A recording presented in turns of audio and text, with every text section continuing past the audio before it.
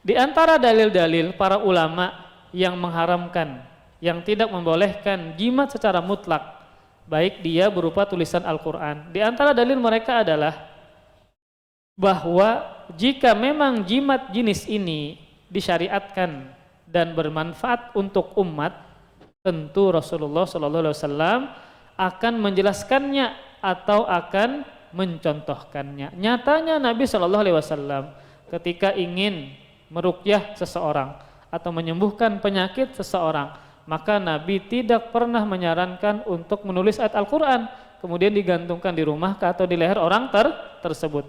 Nyatanya adalah cara penyembuhan Nabi adalah dengan membaca ayat Al-Quran atau dengan meruqyah, bukan dengan cara menuliskan kemudian digantung di leher orang tersebut.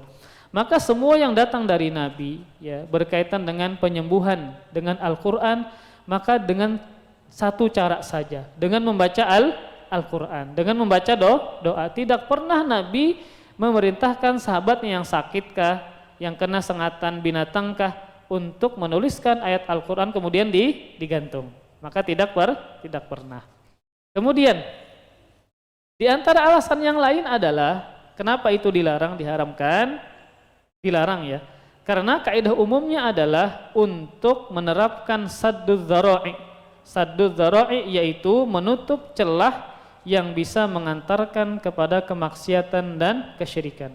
Kalau seandainya itu dibenarkan, dibolehkan menulis tulisan Al-Quran kemudian digantung dijadikan sebagai jimat, maka dikhawatirkan ini dimanfaatkan oleh para dukun dan para tukang sihir, yang mana banyak dari kaum muslimin yang awam tidak faham dengan bahasa Arab.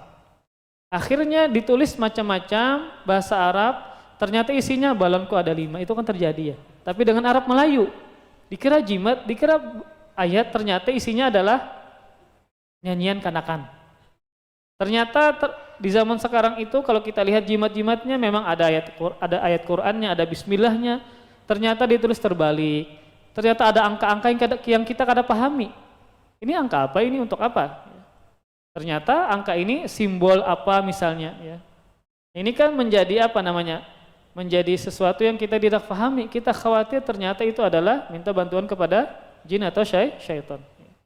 Maka dalam rangka menutup celah agar jangan sampai mengantarkan kepada kemaksiatan dan kesyirikan, maka lebih amannya dan lebih hati-hatinya kita tidak menggunakan jimat jenis ini.